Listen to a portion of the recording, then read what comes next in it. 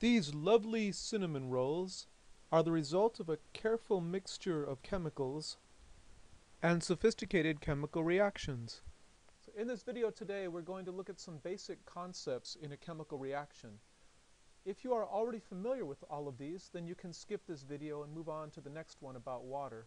Or you may want to go back and review what we've done with chemical reactions, or take a look at the videos on metabolism and photosynthesis.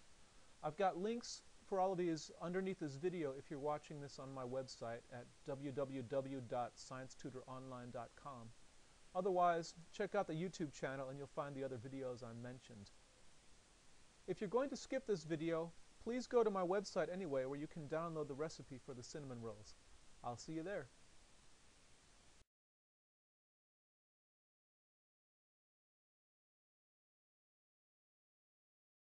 Today's recipe calls for some special ingredients: yeast and brown sugar.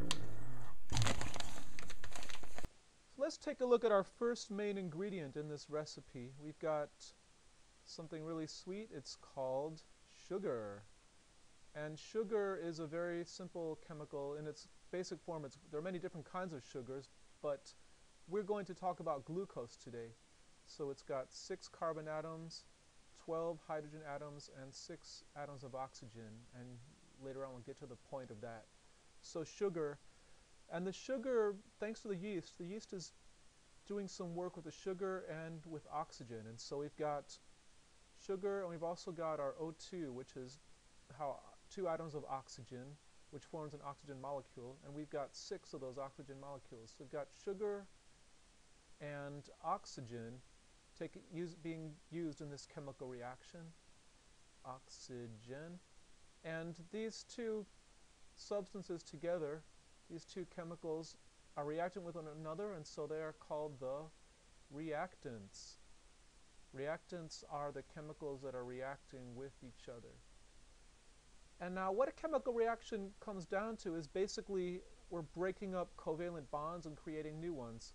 So over here again, we've got our reactants, and as you can see, these reactants are going to split up. The atoms will come together in new forms, so that from oxygen we've now got carbon dioxide. The sugar is going to split up into carbon dioxide, and water. So we've got these reactants, our sugar and oxygen, and now the products of this reaction are the 6 CO2 and the 6 H2O products. And so we've got carbon dioxide over here, and we've got water over here. Oh yeah, look at all those bubbles of carbon dioxide popping up there. This is what happens when you mix sugar and yeast dissolved in water. Yeah, look at those chemical reactions taking place. Look at all those bubbles of CO2. Yum. So really all that's happened is the covalent bonds that hold together the sugar and the oxygen have split up and reformed over here on this side. Chemical reactions are also reversible. So for example, these reactants of sugar and oxygen created the products of carbon dioxide and water. The opposite can occur as well, so that we can start where the carbon dioxide and the water are the reactants, and they react with one another and become sugar, and so the products are actually the sugar and the oxygen. And this is essentially what happens in photosynthesis. So if we're moving from sugar and oxygen to carbon dioxide and water, we're looking at either combustion, when something burns, or respiration, where essentially sugar is used up or oxidized inside of a cell. And the opposite reaction, where carbon dioxide and water come together to form sugar and oxygen, that's what takes place in photosynthesis. Now, if these reactions are reversible, why is it, you may ask, that our yeast, which is plugging away, digesting the sugar and making bubbles for our cinnamon rolls, why doesn't the opposite happen? How come the bubbles don't turn back into sugar? And there's a reason for that. At the end of this equation, we have to add something else, and that is energy. So this is an exothermic reaction. The sugar splits up, and in the process, energy is released. Right now in our baking pan, this energy is actually coming out as a little bit of heat. If we were looking at something, respiration inside of a cell, of course, this energy would be used to create ATP, which is used for a lot of cellular functions. So in order to reverse this reaction, in order to turn the carbon dioxide and the water back into sugar, we'd need to get a source of energy in order to cause that to happen. And in this case, we don't have that energy. Of course, in photosynthesis, the energy to do that comes from the sunlight and its reactions with chlorophyll. But that's for another video.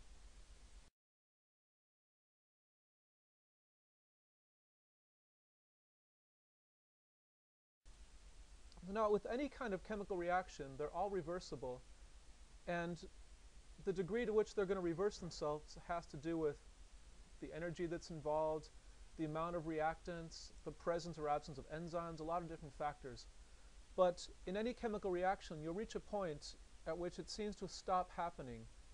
And it doesn't actually stop, but you reach a point at which the sugar and oxygen are turning into carbon dioxide at the same rate at which the carbon dioxide and water are making sugar. And so the reaction in this direction is happening at the same speed as the reaction in this direction. And when they're both happening at the same speed, visibly you cannot see a difference, and so it looks as if the reaction has stopped.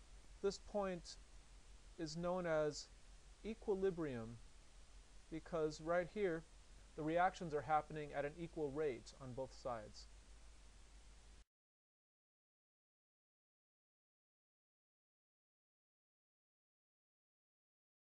When you reach a state of equilibrium, the reactions are happening at the same rate on both sides. This idea of equilibrium brings up another important point.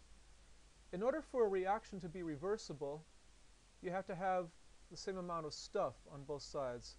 And in fact, if you notice, if you count the carbon atoms, we've got 6 carbon atoms over here on the left, and over on the right we have 6 carbon atoms once again.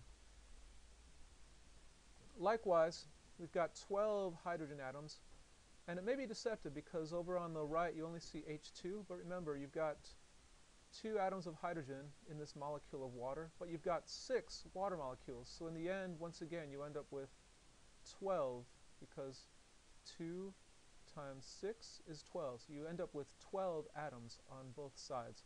And if you count, you'll find out that there are also 18 oxygen molecules in each side of this equation. Now this is known as the conservation of matter. Don't confuse this with physics. In physics, we talk about matter and energy because matter on a much smaller scale in the form of particles can change its nature or even change into energy, and vice versa, and it happens constantly. But when we're dealing with chemicals, this is really, chemistry is a science of material, and so at this level the basic amount of matter stays the same. There's no change in the amount of stuff you have. And this ability to count the atoms, or more likely you're counting the moles, and find a balance is known as stoichiometry. So this word is stoichiometry.